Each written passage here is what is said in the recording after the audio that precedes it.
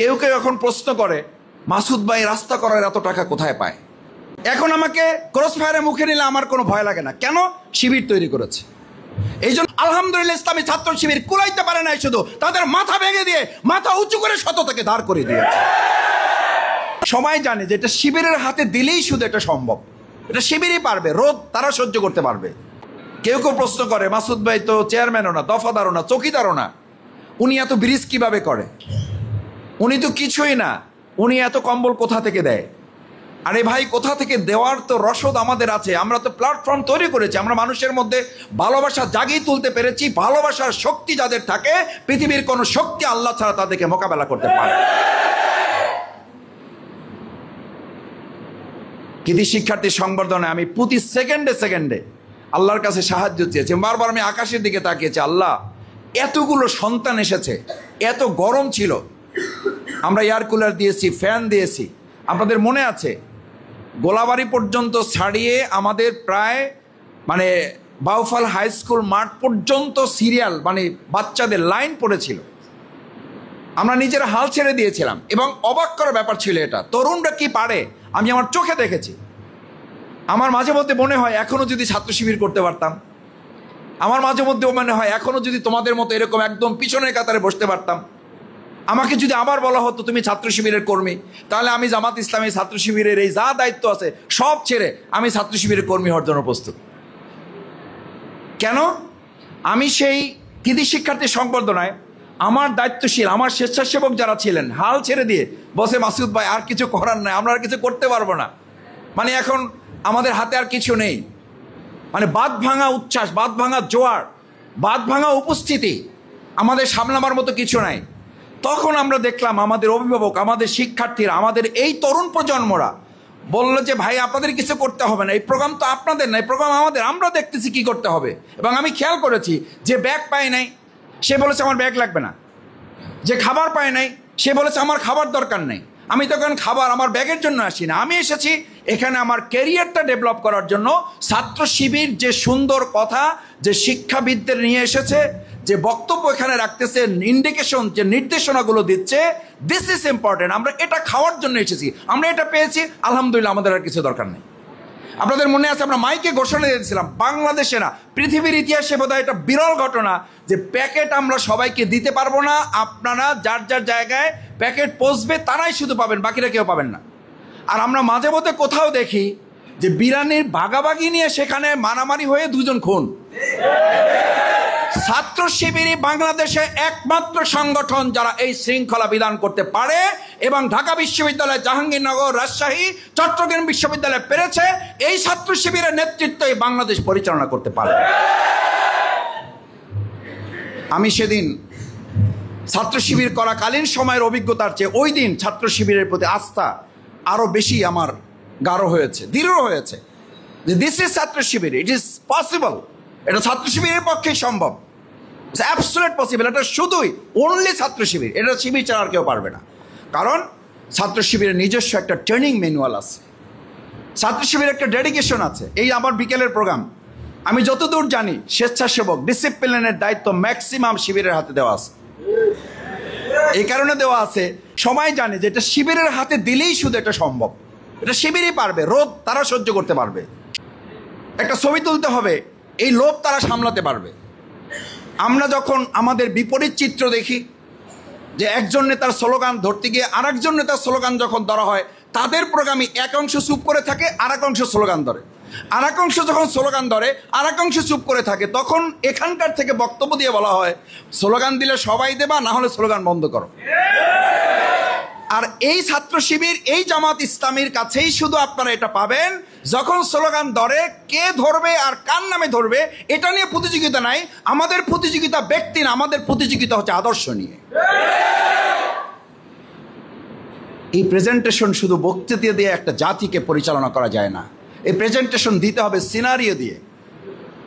আমরা ছোট সময় বলেছি the only picture is a thousands word. একটা শব্দ মানুষকে পরিবর্তন করে না, একটা পিকচার, একটা ছবি হাজার ওয়ার্ডের চেয়ে শক্তিশালী।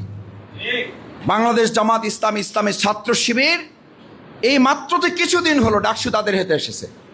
আমাদেরকে বলা হতো ওই যে সেই ইয়ার মতো, বলে ছাত্র কেমন, ভালো, বলছে ভালো ছাত্র পাশ করবে না, বলছে পাশ করছে, বলছে চাকরি পাবে না, বলছে চাকরি পাইছে, বলছে বেতন পাবে না, বলছে বেতন পাইছে, বরকত হবে না, বলছে বরকত হবে, শরীর ভালো থাকবে না।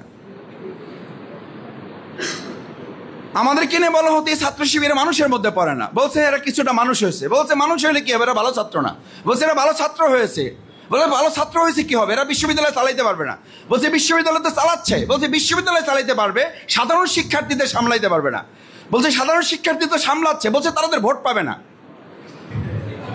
বলছে না বলে নাই?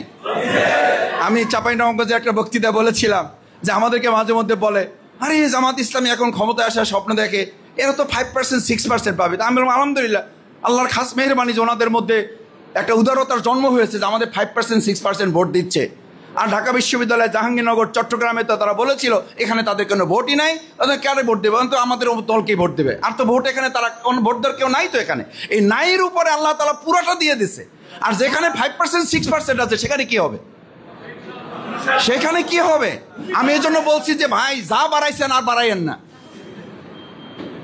যা বাড়াইছেন আর বাড়াইয়েন না, আমরা সামলাইতে পারবো না, বাকিটা আল্লাহ তাআলার উপর ছেড়ে দেন, আল্লাহ তাআলা আমাদের যাহা দান করেন ওটার উপর আমরা খুশি থাকবো। আলহামদুলিল্লাহ। বলছে শিক্ষার্থীদের ভোট পাবে না, ভোট পেয়েছে, নির্বাচিত হয়েছে, বলছে নির্বাচিত হইলে কি হবে, নির্বাচিত হইয়া এরা টিকতে পারবে না। টিকতে পারছে, টিকতে পারার পরে যখন তারা অসততা দুর্নীতির জায়গায় হাত দিয়েছে, সিন্ডিকেটে হাত দিয়েছে, মাদকে হাত দিয়েছে, অসততায় হাত দিয়েছে, বলছে কুলাইতে পারবে না। আলহামদুলিল্লাহ, ইসলামী ছাত্র শিবির কুলাইতে পারে নাই, শুধু তাদের মাথা ভেঙে দিয়ে মাথা উঁচু করে সততাকে দাঁড় করে দিয়েছে। দিস ইজ ইসলামী ছাত্র শিবির।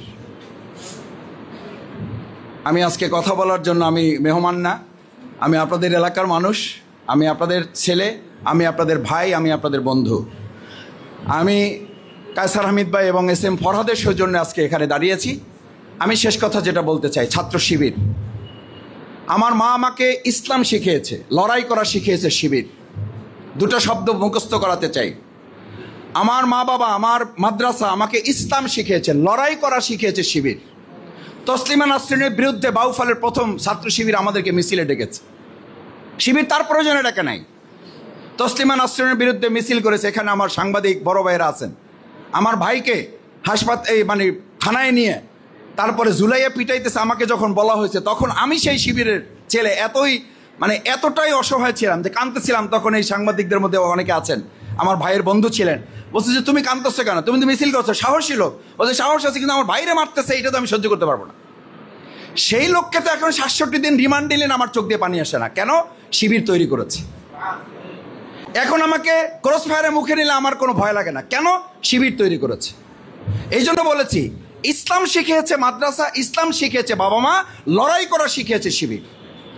এই কাঁচা মাটিটাকে শক্ত করেছে, পাকাপোক্ত করেছে ছাত্র শিবির। সুতরাং তোমরা যারা এখানে আছো, ইসলাম শিখতে হবে, বুঝতে হবে, লড়াই করে আমার প্রিয় মাতৃভূমি বাংলাদেশটা 2024-এ আমরা ফেসিবাদ মুক্ত করেছি। উই ওয়ান্ট জাস্টিসের স্লোগান ছিল, এবার ন্যায় বিচার প্রতিষ্ঠা করেই তারপর আমরা লড়াই শেষ করব। 2 নাম্বার শেষ কথা হচ্ছে, তুমি যদি কিছু করতে চাও তাহলে ইসলামেরই ওই যে ইসলাম তুমি শিখছো, সেই ইসলামের নির্দেশনা হচ্ছে ইন্নাল্লাহ লা ইউগাইয়িরু মা বিকওমিন, if we wish change the world, if we wish change the Baufal, if we wish change the Bangladesh, if we wish change the Patuakhali, if we wish change your country, first change yourself. যদি তোমার দেশ change করতে চাও, জেলা change করতে চাও, Bauphal change করতে চাও, তোমার শিক্ষা প্রতিষ্ঠান পরিবর্তন করতে চাও, তাহলে প্রথম দেশ চেঞ্জ হবে না, তুমি চেঞ্জ হবে। প্রথম সোনার মদিনা হবে না, সোনার মানুষ হবে। সোনার মানুষ হওয়ার জন্য রাজি আছি আমরা ইনশাআল্লাহ, ইসলামী ছাত্র শিবির ইনশাআল্লাহ। যদি এটা পারি, ফার্স্ট চেঞ্জ ইয়োরসেলফ, তোমার পরিবর্তন বাংলাদেশকে পরিবর্তন করতে সক্ষম হবে ইনশাআল্লাহ। সেই পরিবর্তনে তোমাদের ভূমিকা 2024-এর জুলাই আগস্টে যেমন ছিল, এখন তেমন থাকবে। তোমাদের স্লোগান তোমাদেরকে বাস্তবায়ন করতে হবে। আমরা ফেসিবাদ মুক্ত করেছি বাংলাদেশ, এবার উই ওয়ান্ট জাস্টিসের ন্যায় বিচার প্রতিষ্ঠা করেই আমরা আমাদের প্রিয় বাংলাদেশকে তুলে ধরব। সেই আন্দোলনে, সেই লড়াইয়ে, সেই যুদ্ধে 2026 সালের যে ব্যালটের যুদ্ধ হবে, সেই যুদ্ধে তোমাদেরও ভূমিকা থাকবে, সেই প্রত্যাশা ব্যক্ত করে আবারও সবাইকে ধন্যবাদ জানিয়ে ইসলামী ছাত্র শিবিরের জন্য অন্তরে অন্তঃস্থল থেকে আল্লাহর কাছে দোয়া করে আমার সম্মানিত সাংবাদিকবৃন্দ আজকের এই প্রোগ্রামে অংশগ্রহণ করে আমাদেরকে কৃতজ্ঞ করেছেন, তাদের প্রতি মোবারকবাদ ধন্যবাদ জানিয়ে আমার কথা শেষ করছি। আসসালামু আলাইকুম ওয়া রাহমাতুল্লাহি ওয়া বারাকাতুহু।